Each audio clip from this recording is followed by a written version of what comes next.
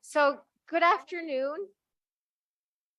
Thank you so much for joining us and for your presence. I want to invite all of you to continue to nourish and feed and affirm and care for yourselves in the ways that feel right for you, and also to join us as we begin our next panel.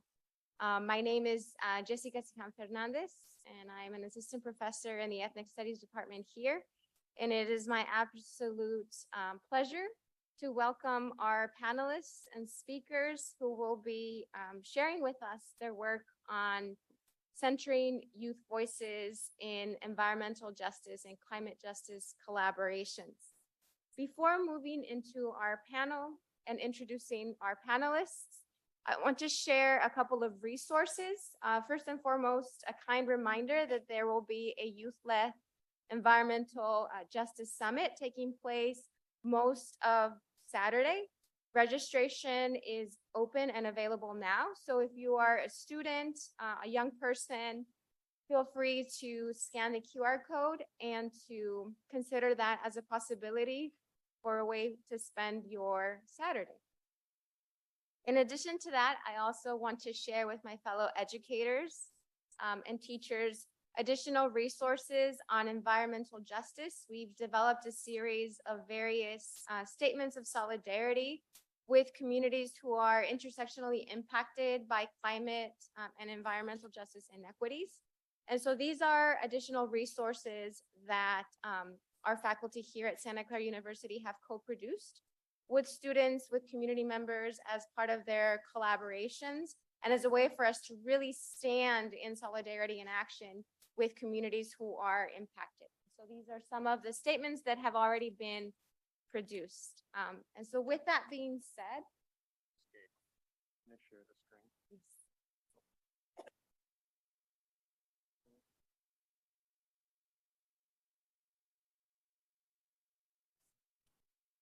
I wanted people online to be able to get that.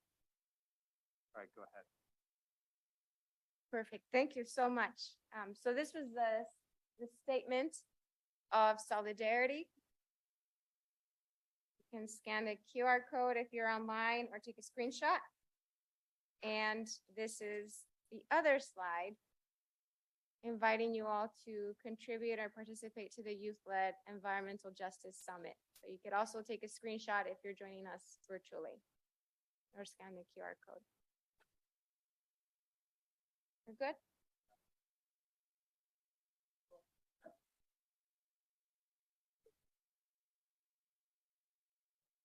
Perfect. Thank you so much to our tech support. And so now I want to briefly introduce our panelists. And before I do that, I want to invite us all into a moment of grounding and of reflection to center ourselves. And so I invite you all to tune into your body, tune into your breath. Maybe close your eyes or fix your gaze. And bear with me. Students and I do this quite a bit in my classes. Be open to the experience. So maybe close your eyes or fix your gaze, feel your body and your breath. And bring to your presence the image of a youth or a young person in your life. A child,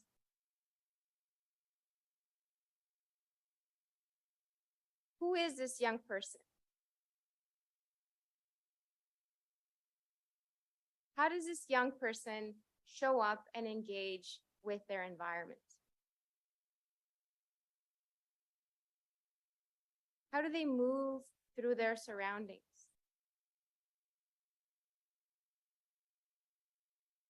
Do they engage with their environments through curiosity, through play, through care, perhaps through radical hope for the future?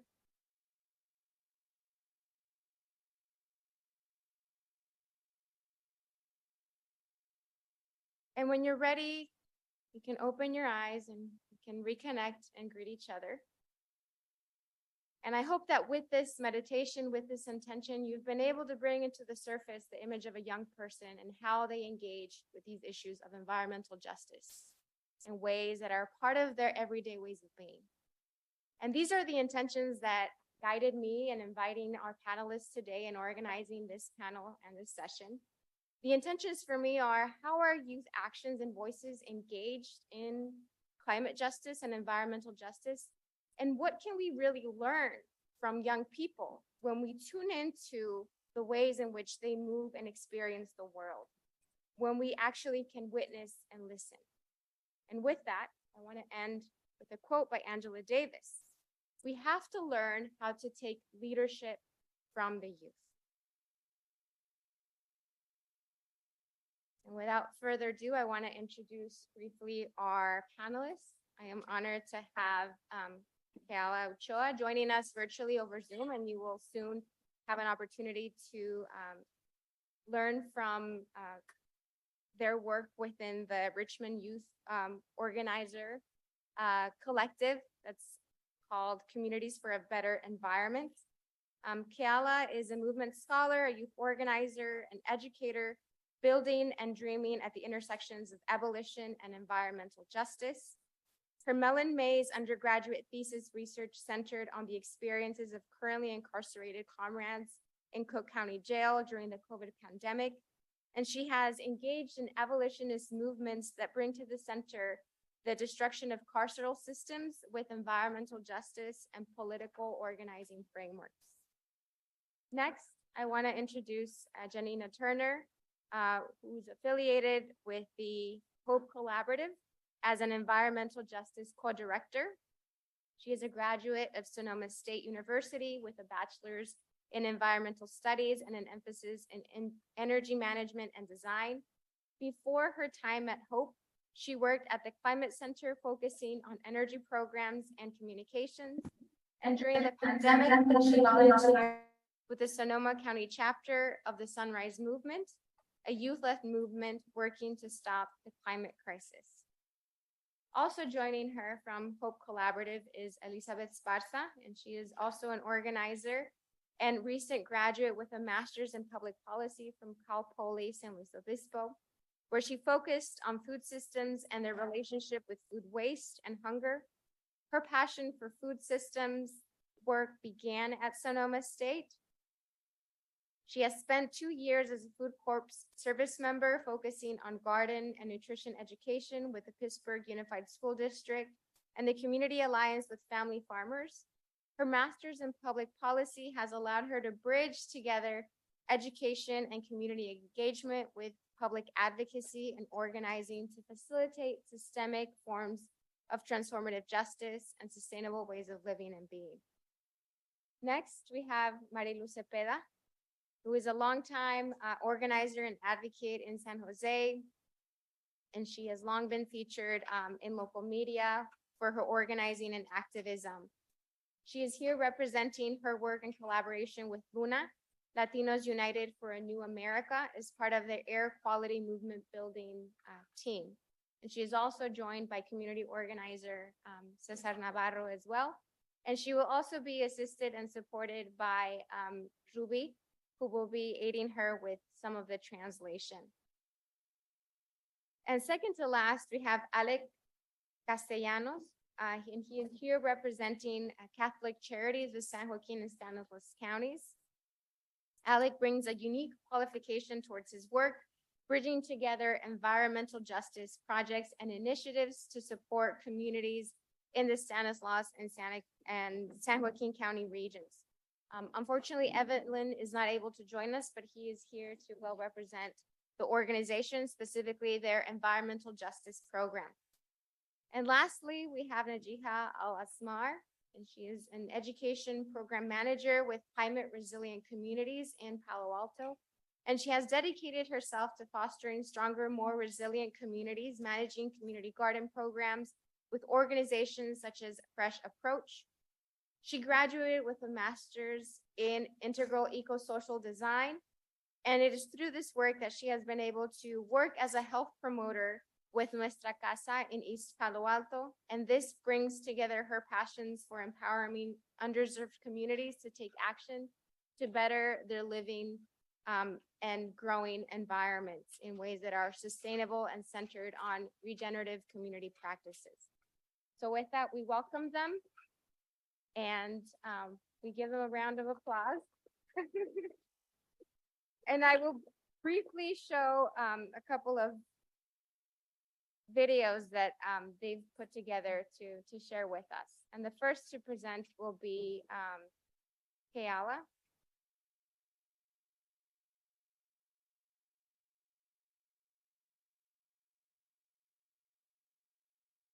Keala, can you join us? Can you hear us? Yes. I'm here. Perfect, thank you. Okay, I see myself on the screen. Hi, everyone. Can I go ahead and share my screen for the slides? Yes, you should be able to share yours. Great. Maybe you can help me out and let me know if they're visible to everyone. I'm going to go into presenter mode. Perfect, we can see your screen and we can hear you. Thank you. Fantastic. Hi, everyone. I apologize I'm not able to join in person, but thank you so much to Santa Clara University, all the tech support for helping to accommodate me joining virtually.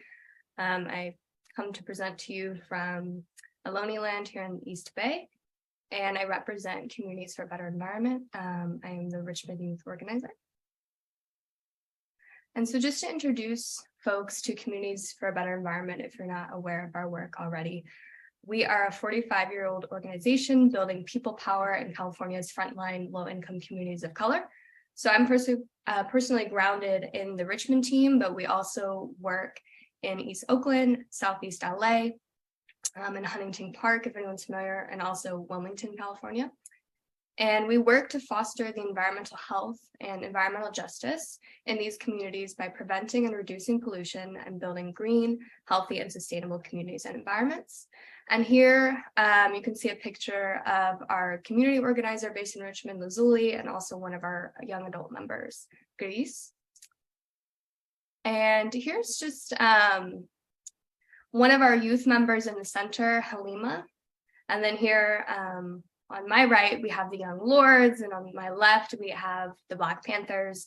And this is really symbolizing our youth being at the forefront of continuing long legacies of Black and Brown radical organizing at the intersection of environmental justice, climate justice, abolition, social justice more broadly. And so just to do a key terms check-in to ground all of us and my understanding and CBE's understanding of environmental racism, what we're actively working against. For us, environmental racism means the disproportionate exposure to environmental harms and the systemic deprival of life-affirming resources that causes premature death in low-income communities of color. So sort of a complex definition, but to break it down, these are some examples of the very long list of environmental harms that we're grappling with in frontline low-income communities of color. So thinking about the disproportionate impact of climate change in our communities, refineries, which is the main issue we grapple with in Richmond, freeways, toxic waste sites, sewage treatment plants, and on with more examples that all cause disproportionate amount of exposure to pollutions in our communities. And so just a little bit of context about Richmond, in case folks aren't familiar, we're in the East Bay. It's predominantly low-income community of color with the median income being $55,000, and it's 40% Latinx, 24% Black, 17% white, and 14% Asian.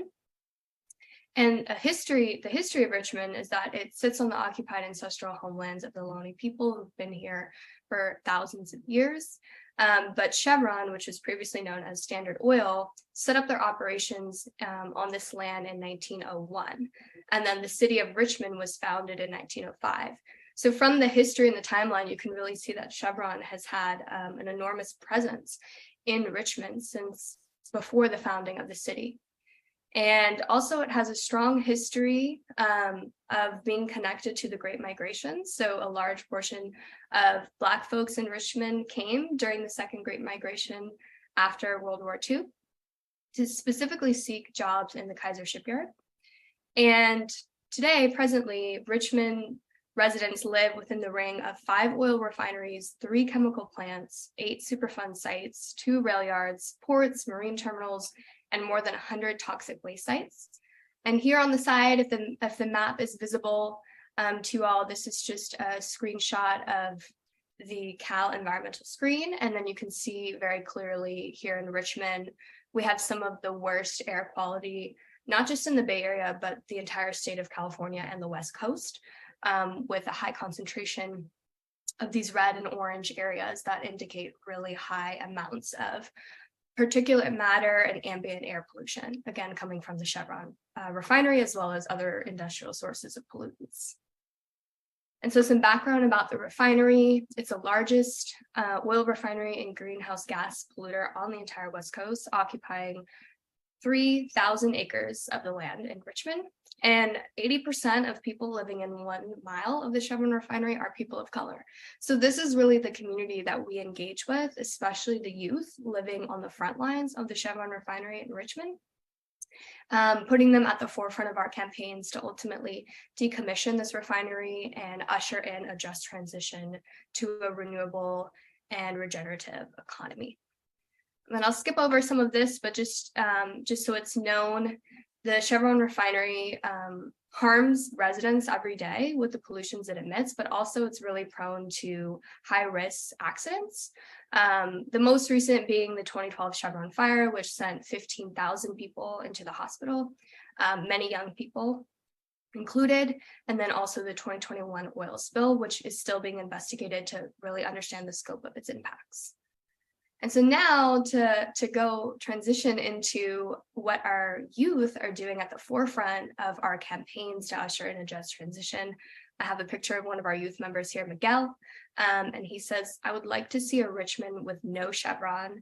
This toxic relationship needs to end."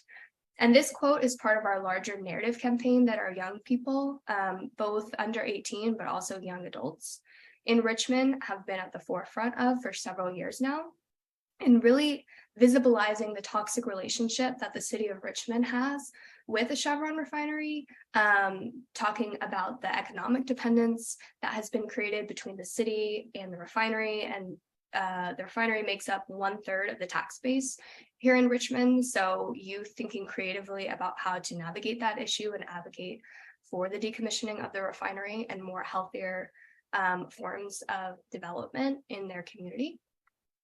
And in case and then next we have really just crystallizing what our youth vision of environmental justice is. This is a definition that we have come to develop together as a youth program. And so to us at CBE, environmental justice is a world with equitable access to life-affirming resources and without all forms of environmental violence that restrict Black, Brown, and Indigenous breath, from particulate matter to pandemics to police. So in this definition, you can see the intersectional threads coming through and how we're thinking critically about all types of violence that our communities are grappling with, and a really capacious vision of environmental justice that eradicates those forms and also builds the resources that we need, like clean air, water, soil, nutritious food, expansive public transit, and more. And just a little bit about our youth program and how to get involved in case anyone in the audience, whether that be in person or virtual, wants to join us. Please feel free to scan this QR code for more information. We have monthly offerings as well as a group of core members where we engage and build their leadership, offer them resources and opportunities to work with our organizers and researchers on staff, and other fun offerings to make sure that we're monetarily supporting our youth members who do organize with us and get involved. And I also have my email here in case you are interested in connecting with me, and our Instagram as well to keep up with our updates and our campaigns. And with that, I will stop sharing. And thank you all for your engagement and attention. And I'm really looking forward to getting into the panel. Thank you so much.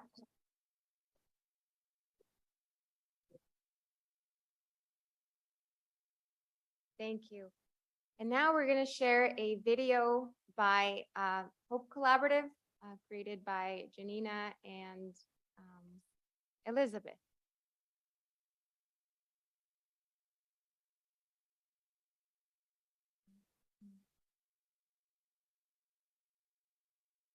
my name is Janina Turner, and I am the Environmental Justice Co-Director at Hope Collaborative. And I'm Elizabeth Esparza, and I am the Food Justice Co-Director for Hope Collaborative.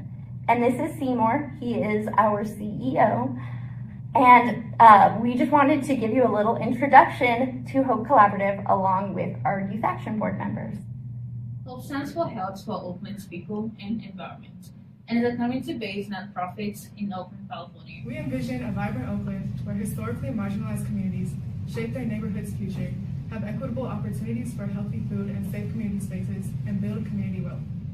HOPE has 3 program areas: food justice, built environment, and youth engagement. Our built environment work promotes safe, attractive spaces for physical activity in Oakland neighborhoods and works for policy changes to ensure that health plays a role in city planning. Our current focus in this program is on air quality and pollution impacts in East Oakland and finding community-based solutions to this important issue.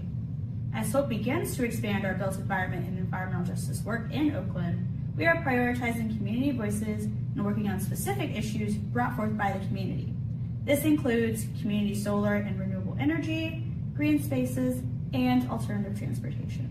Our food justice programs work with corner stores, small business owners, schools, resident leaders, youth, and other community-based organizations to increase the availability of nutritious, affordable food and create a more equitable food system in Oakland through community and youth-led initiatives, education, and policymaking. HOPE's Youth Action Board, YB for short, is a group of community leaders within HOPE who work together to create better conditions for people living in Oakland. YB provides opportunities for youth to develop skills in advocacy, grassroots community engagement, storytelling, communications, and organizing while deepening knowledge of food and environmental justice. This YB cycle has 2 working groups: advocacy and leadership, and grassroots organizing. Both groups are currently working on projects centering water accessibility and promoting water drinking habits to teens. Takeaway I've learned from YB is intersectionality and the important and vital role it plays in understanding social, economic, and food justice topics. YB to me is an opportunity to learn about current issues that affect our everyday lives in the Bay Area. My biggest takeaway from YB is learning more historical facts on Black and Indigenous activists in Oakland. The biggest takeaway from YB for me is how the history of redlining is still present today in the form of environmental racism. Each new cycle of YB members chooses their own unique projects within the food and environmental justice spaces to educate and engage their peers. We look forward to continuing to work with youth in Oakland to grow their leadership skills. Thanks for watching.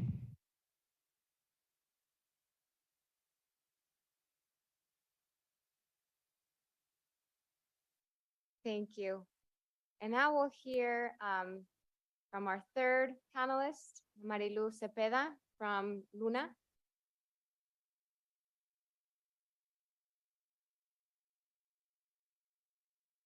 Buenas tardes a todos. Mi nombre es Marilu Zepeda. Yo soy salvadoreña. Vine a este país hace 18 años y ya han pasado 18 años. 17 años he vivido en el este de San José. Good afternoon, everyone. My name is Marilu Zepeda. I am Salvadorian, and it has been 18 years since I have moved to the United States, and it has been 17 years since I have lived in San Jose and the east side of San Jose. Uno de los motivos los cuales me motivó venir a este país fue porque la violencia y la delincuencia y también lo económico era muy difícil en mi país. Part of the reason that I came to the United States was because of the violence, delinquency, and the just economic hardships that I faced in my country. Ahora ya tengo mi familia, tengo 2 niños, uno que tiene 6 años y la otra niña que tiene 15 años. And now I have a family. I have a son who is 6 years old and a daughter who is 15 years old. Ellos nacieron acá y también están creciendo acá. They were both born here and are growing up. Ahora me encuentro con el reto de querer mejorar el ambiente, ya que el ambiente en estos momentos está siendo muy afectado. Hay muchas enfermedades a causa de eso. Yo vivo en cerca de un aeropuerto y también cerca del 101, donde hay mucha contaminación.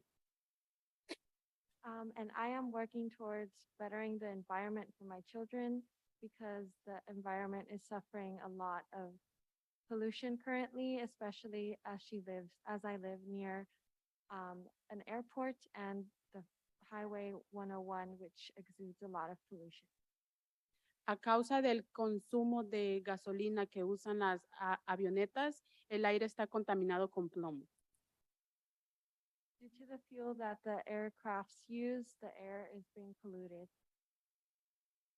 Puedo decir también que hay mucha injusticia sistemática a los inmigrantes, a personas de bajos recursos, porque nosotros solo podemos acceder a viviendas que están en áreas donde hay mucha contaminación. There are a lot of injustices for people of color as they live in areas with low income housing and that are affected by the environmental pollution.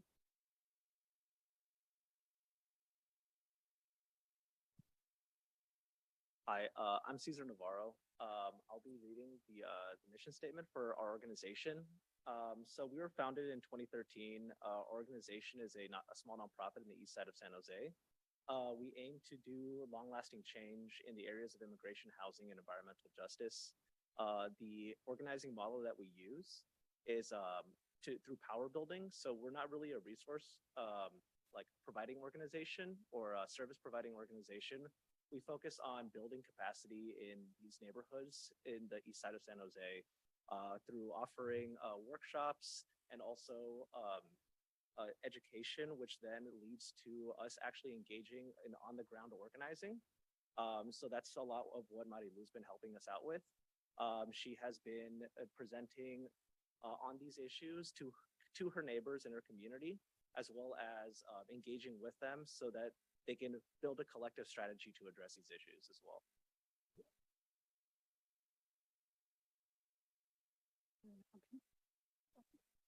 So at least, so the movement building in East Side San Jose around environmental justice has been a 3-year campaign. The first one, which is the milestone that we just hit, was, excuse me, what we had a series of workshops where we educated on like the sources of contamination, where the sources of contamination, what are the effects on community members' health, and what they can do to protect themselves. The second year, which is what we're starting now, we'll be having a promotoras, which they will be given have trainings, and we'll be doing door knocking and having house meetings as well, which we're trying to bridge the gap between like data that's inaccessible to most community members and teaching them how they can engage with that data to better understand what the contamination looks like in their communities as well. And then the third year, we'll actually be bringing in experts to then distribute air quality monitors to community members so they can start actually measuring the air quality in their own neighborhoods, considering that there is a huge gap with the amount of monitors that are next to Highway 101 in these areas in the east side. The contaminants that are emitted from vehicles aren't actually, so there is a monitor on east side, but it doesn't measure the contaminants that are emitted by vehicles. Like, for example, like sulfur dioxide and that kind of stuff. It only measures ozone and particulate matter. And then that would be all for us.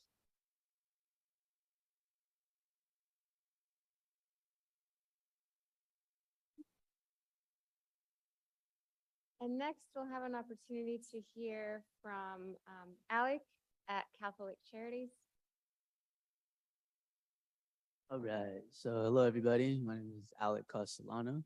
I work as the Environmental Justice Program Coordinator at Catholic Charities, Diocese of Stockton. And first, I want to say that I'm very honored and humbled to share this table with all these great organizers here. Thank you for having me. And next slide, please. All right, so we were established in 2005, and the main mission of our program is to support environmental justice through education and advocacy, being the Catholic voice for environmental justice. So we work to reverse the impacts of pollution as it harms the poor and vulnerable. And if you want to know more about our current work and our past work, you can visit our website at ejstockton.org. All right, so the importance of engaging youth and young adults. Well, we believe that environmental justice is a fight for future generations. The youth passion behind these issues is very contagious. And in the cyber age of information, we want to leverage that passion to reach large audiences. And so with the younger generations being much more savvy when it comes to technology, we think that they have the ability to reach large audiences through platforms and different social media platforms. Okay, so just briefly, some of the youth engagement programs or projects that we have running right now. We are working to provide power mapping presentations to the youth that we engage with in San Joaquin County. So this includes identifying gatekeepers and what influences them so they can advance environmental justice policy in their local communities, which I think is definitely very beneficial, especially for people who are not very educated when it comes to policy, people who know that there's pollution hazards in their community, but they don't know exactly how to enact change. I think this is a very useful tool for them just to become educated on how they can make a real change in their community through policy. We are also a part of the Young Adult Advisory Board for Tobacco Product Waste under the Sierra Club.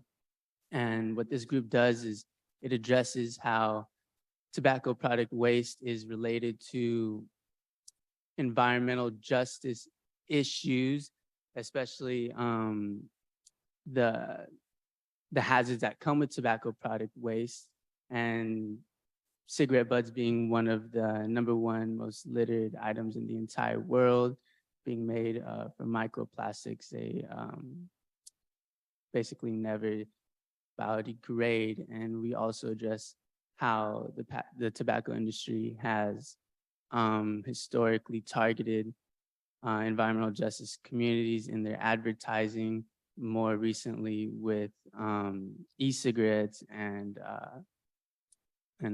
flavored tobacco. Another thing that we're working on, something that we're definitely passionate about, is building a Laudato Si curriculum for catechism classes being taught in the various parishes throughout San Joaquin and Stanislaus County. We're definitely very inspired by Laudato Si, the encyclical published by Pope Francis in 2015. And yeah, short and sweet. Thank you so much. I know Evelyn's information is up there, and unfortunately she wasn't able to join us today, but feel free to contact us if you have any questions. Thank you.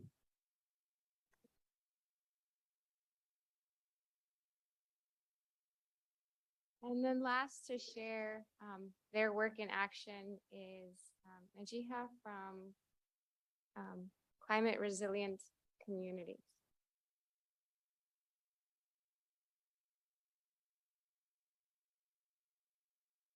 Hello. Thank you all so much for having me here today. My name is Najiha Al Asmar, and I am the Resilient Education Program Manager with Climate Resilient Communities. I've been there for about 6 months, curating a program that I think will be a life-changing, transformative experience for youth in the frontline communities that we work with, that we live in East Palo Alto, North Fair Oaks, and Bellhaven, about 20 minutes north of here. Yeah, thank you so much for having me. Next slide.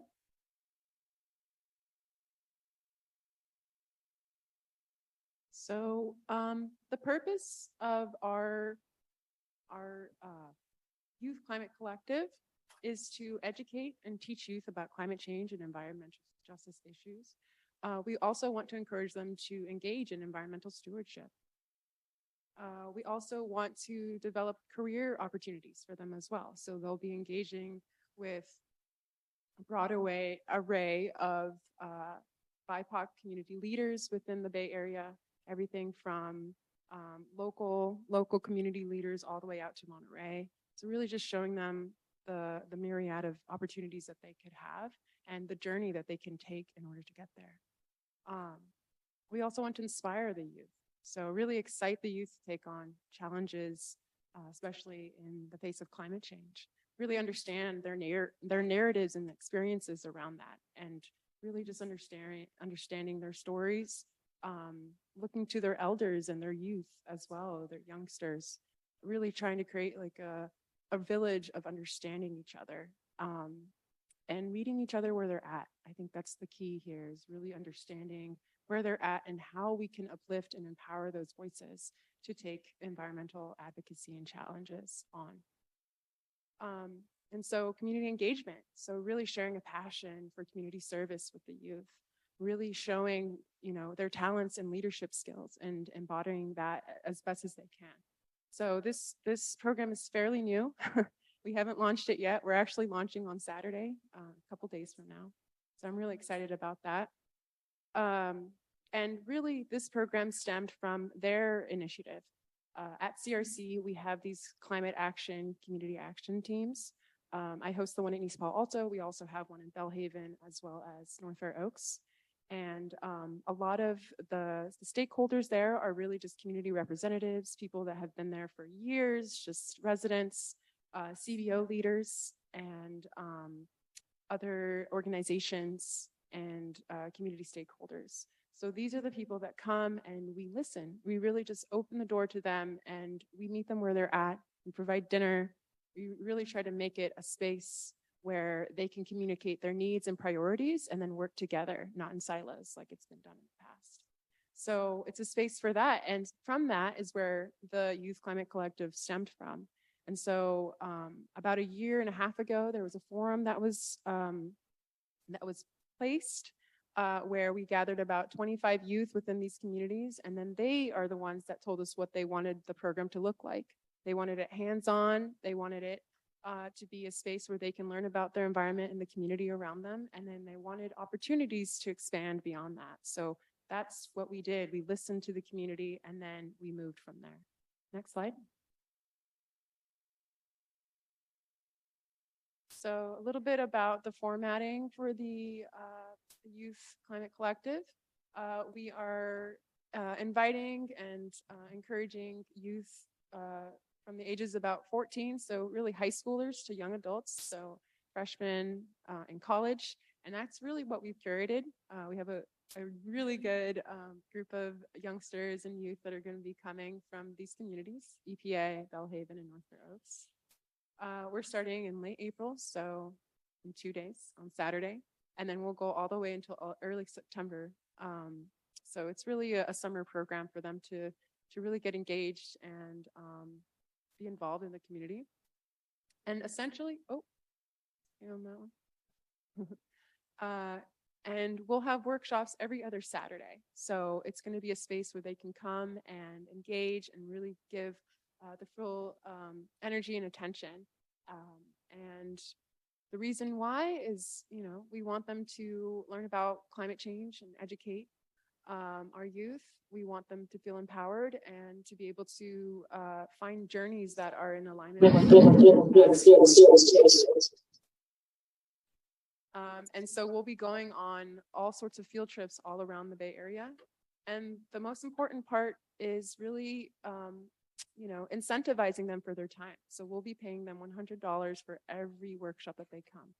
I think that's a key component to really establishing that relationship and really honoring their time and their energy when they're in this program. Go ahead. Next slide. So here are some of the workshops we'll be going on.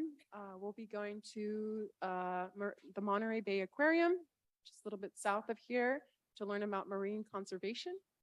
We'll also be heading over to the Marine Science Institute. We'll be canoeing in the sloughs and learning about the local ecology in the marshlands, which I think is going to be so fun. We'll also be doing some data testing for water quality at the same time. So we'll be co-facilitating with the San Mateo County Office of Sustainability. So we'll be out there with them testing water quality. We'll also be going up to San Francisco at the Mount Sutro Stewards. So learning about the indigenous inhabitants of the past there and how they were able to steward the land, and we'll be honoring that as well. And then we'll be going to Hidden Villa. That's actually our second workshop after the orientation on Saturday. We'll be going there on May 6th. To learn about regenerative farming and what the importance is about regenerative husbandry and really understanding the social justice aspects that Hidden Villa has brought over to our communities as well. Next slide. And so we really hope that, the learning outcomes for our students are, centered around environmental science. We want them to learn really good skill sets so that they can, embody those and use those within their communities. We want them to see stewardship as a core of their values within their communities as well, and ultimately justice for their communities. So this is really going to be a space for them to engage in leadership training.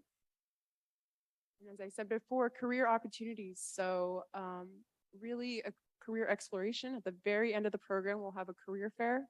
So we're going to invite all of the different CBOs that will be going on field trips with, and then we'll have a space to invite other CBOs to present their opportunities as well for them to get engaged in that way. So really fostering the sense of empowerment to get involved in internship opportunities too. So post-program, we're really hoping that they will find an internship that really aligns with their values. And that's why we're going to all these different places. I don't know if they like forestry work. I don't know if they like marshland work. And I don't know if they like marine, conservation. So this is a space for them to learn and really engage and find that niche that they really love. And then last but not least, community, right? Service work in the local community. So I want them to come to our climate change community action team meetings, and I want them to present, and I want them to get engaged in different projects so that they can apply what they learn into their communities. Next slide. Yeah, and I opened it to any questions, but maybe we can hold that off at the very end. You can find my information here. And if you know any youth from any of these communities, they're welcome to apply up until tomorrow. Thank you. Thank you. Thank you so much. So with that, we'll transition into our dialogue, our conversation on the ways in which these various organizations are centering youth actions and voices.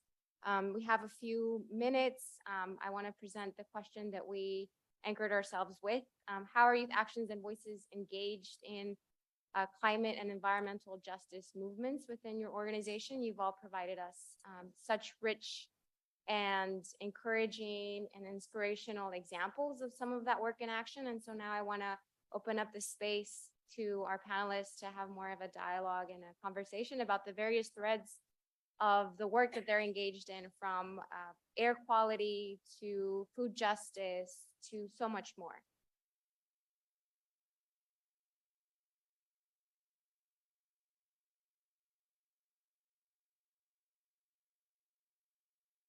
So yeah, I can kind of start us off, I guess. Stockton is definitely a place that is heavily impacted by environmental justice issues such as water pollution, air pollution, food apartheids, or food deserts. If you go on Colin Viro's screen, you'll see that many parts of Stockton, especially South Stockton, are in the 90 to the 100 percentile of heavily impacted. And this is an issue, and the people many times will say that young people are the future of tomorrow, but I've also heard that young people are the now, are the present. And so getting them involved is definitely very, very important.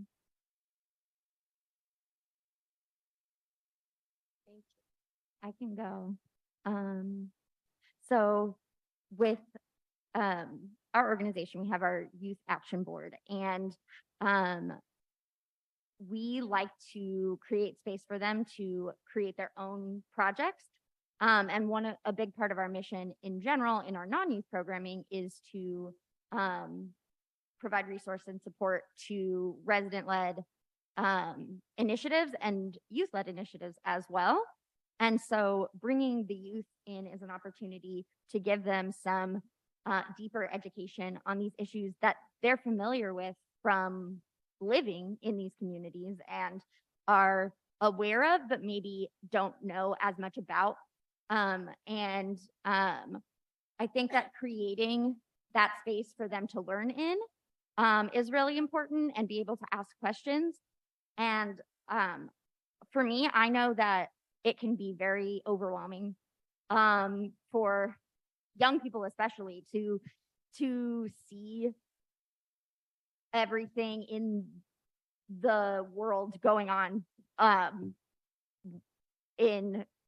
with climate change and in environmental justice and everything. And so what I like to do is, I kind of put that out there. Like, I ask, how do you feel when you see these things pop up on TikTok, on Instagram? And, is it like really overwhelming, or is it motivating? And they're like, it's kind of both. And so one thing we really try to do in our space is give them more information that's not, like always a downer. It's a downer situation, but give them information that almost will kind of activate them to be like upset and want to do something about it. And so really trying to give them those moments of, wait, what? And seeing the ways that they take those projects is really cool. Thank you so much for sharing. Part of what I'm hearing you describe is the importance of really tuning into young people to be the ones to guide the kinds of actions and programs and curriculum that your organizations develop to support and uplift their voice and power. Najiha, I thought you wanted to lean in and share. Yeah, I think that really aligns with, CRC's mission, is really to just meet the community where they're at and listen to their voice and empower their voices. So a part of what we'll also be doing is curating a space for them to be able to create data narratives within the community as well. As y'all are talking about, really having them select the projects and passions that they're really into. Connecting with those other CBOs within the community, like YUCA, Youth United for Community Action in East Palo Alto, as well as like Live in Peace. These are some organizations that have, empowered youth throughout the years, and there's a lot of history there. But for me, it's about learning about that history, and then from there, kind of saying, okay, this is where we've come.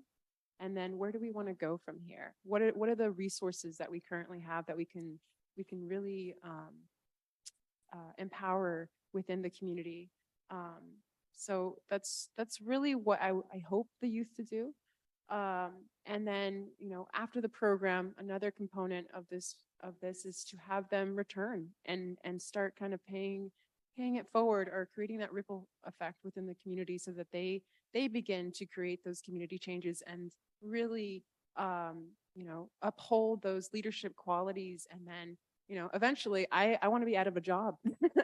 I want to be able to say, hey, you take the reins now, y'all know what you're doing, and, y'all can continue this legacy within your communities. Thank you so much. There are additional reflections that others would like to share. I'd like to present one last question and then open it up to our audience. If I could invite you all to reflect on the importance of intergenerational collaborations, and how does that work and look like and feel like within your organizations, We have a range of panelists and speakers today. And this is one panel, it's just centered on youth voices. And so I'm wondering what role or what practices of humility and decentering power can adults and organizations who do hold power practice and engage in to really bridge and support and uplift youth.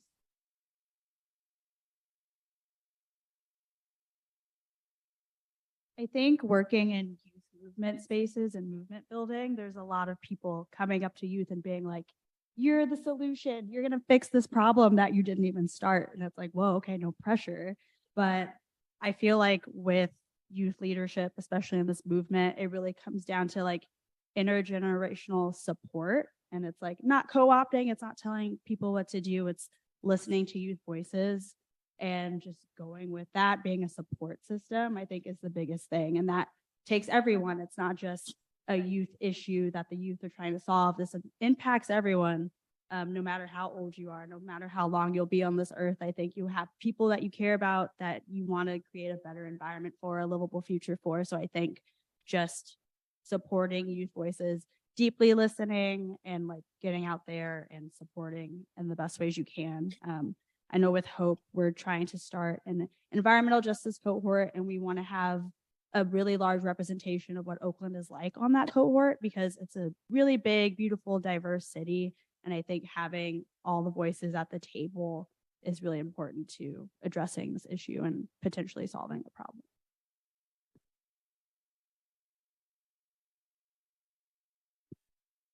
Necesitamos más jóvenes, más adultos que se eduquen sobre los temas de justicia ambiental y que las personas adultas puedan apoyar a los jóvenes en su activismo.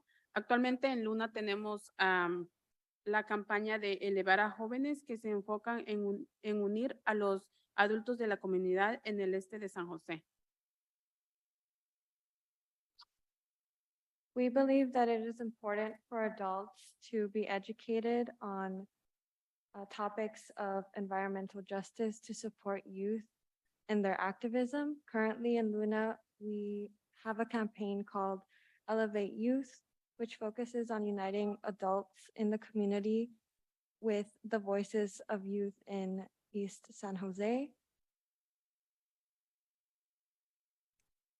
Sabemos que estos problemas están afectando el futuro de nuestros jóvenes y queremos cambiar esas acciones. ¿Por qué? Porque los jóvenes son nuestro futuro, ¿verdad?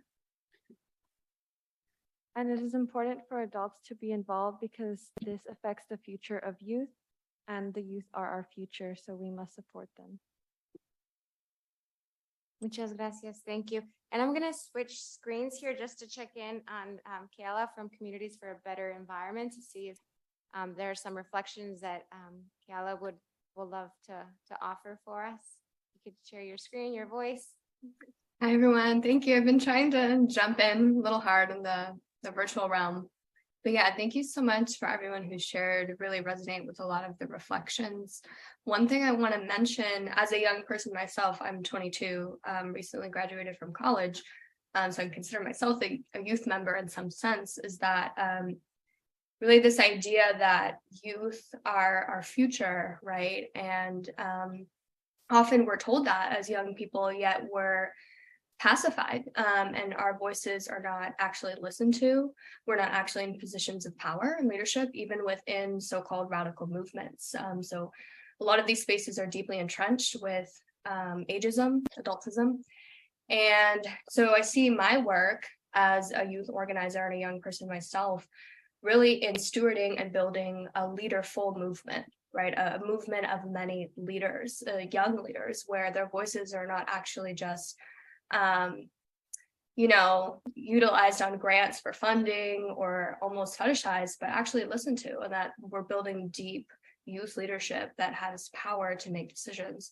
And so one way we do that at CBE in our youth programming is that we have an annual youth project every year where young people get to decide for themselves how they want to use our funding and guide a project that benefits their community. And in Richmond, one thing that we have done in the past with youth is build wildfire kits for folks who are living on the front lines of the refinery, because there are lots of flaring and small fires and also wildfires that happen in some parts of Richmond. And so thinking about resiliency and care work as something that young people are leading, and really knowing that deep knowledge they bring about their communities and the needs for mutual aid, and then making sure we can redistribute resources with youth leadership to meet those needs of their community. And one other thing I wanted to touch on really quickly from the first question, if I'm able to, is just thinking about in building youth leadership, cultivating a sense of pride and belonging in the communities that we come from. So Richmond in particular is a community that really the spatial politics are dominated by industrial sources and also carceral infrastructure.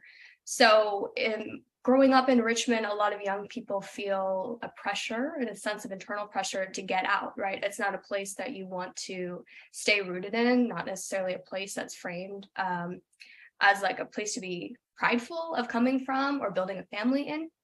But what we want to do at CBE is cultivate that sense of pride and coming from a low-income Black and Brown community and coming from a frontline community, and build the life-affirming resources, shift the spatial politics of Richmond to make it a place where young people can be proud of coming from. We have a nickname for Richmond, it's called Rich City. And we want to make it rich with resources, right? Resources for our community, for our young people to thrive and build multiple generations and families in. Yeah, thank you for putting me on the screen. I appreciate it. Thank you so much.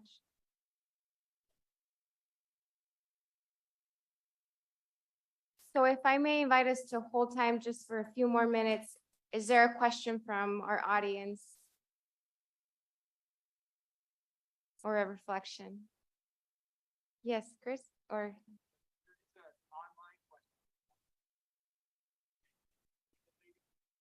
Yes, so I'll ask a question from the chat and then I'll ask a question from our audience. I saw a hand. Yes, Tom.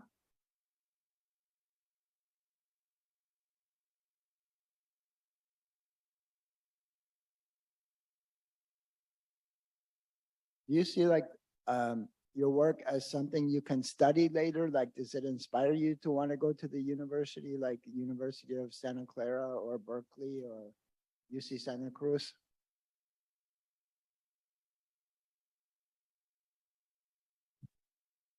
Yeah, definitely. I'm not formally trained in policy. I'm formally trained in radio, television, and film. That's what I got my bachelor's degree in. But I've always been a lifelong student of social justice issues, environmental conservation. And yeah, if I had the opportunity to continue my education down this path, I would definitely love to. I can go. If school was free, I'd go forever. So I have studied public policy, but I'd also really love to study public health and kind of bridge that gap. And I think there are so many different things to look into. I also, though, have been known to say that if I do go back to school, I never want to go back to full-time school, because I really love the work that I do. And I think that it is really easy to like pause a lot of this work in pursuit of studying and learning more deeply about it. And I think that those things need to happen at the same time, because these are really urgent issues that we're dealing with. Thank you so much. One of the questions that was asked in the chat was, is there an example of a campaign that has been successful to your organization, and what has that campaign led to? I could speak to that. We have 3 programs here at CRC, and one of them is our Resilient Communities program. And within that, we heard from our CCCT meetings that the air quality in Belhaven and East Palo Alto, North Fair Oaks isn't optimal, right? There are asthma rates. I think 1 in every 1 for every 2 people in Belhaven have asthma. So that's a lot. And so we heard this from the community. Actually, Belhaven did have like an environmental justice assessment done a couple of years ago. And a lot of what they talked about was the air quality. The canopy coverage there is, not close to the canopy coverages in other more affluent areas. I think compared to like Palo Alto has like 15%, and in East Palo Alto and Belhaven, it's about 6%. There's also, it's traffic corridor, right? So a lot of traffic is coming in and out of University, also off of Willow Road. So this is a major concern for everybody. So what CRC did was have a fundraiser to fund for air purification devices in people's homes, especially those communities and those residents and individuals that need it the most. So we were able to, our goal was 20,000 and we raised 30,000. And we were able to distribute these to over 150 residents within Belhaven. So I feel like this is a very successful campaign that we were able to implement, and we're hoping to do the same and expand as much as possible. Thank you so much. So with that, we'll conclude this panel, and I'll end just with one last reflection, which is that when we say youth are the future, we should be more mindful and intentional about what we really mean. And instead, I want to invite us all into that moment of witnessing and listening to young people, and to consider the ways in which youth are here and now already making change and engaged in activism and in the real work of transforming our conditions, and that the future is today and it belongs to all of us and those thereafter us, the human and the non-human. And it is in this moment where together, growing and sowing seeds of youth leadership, voice, and power, we will begin to see the fruits of this collaboration sow and grow towards a more thriving and sustainable future. So thank you so much.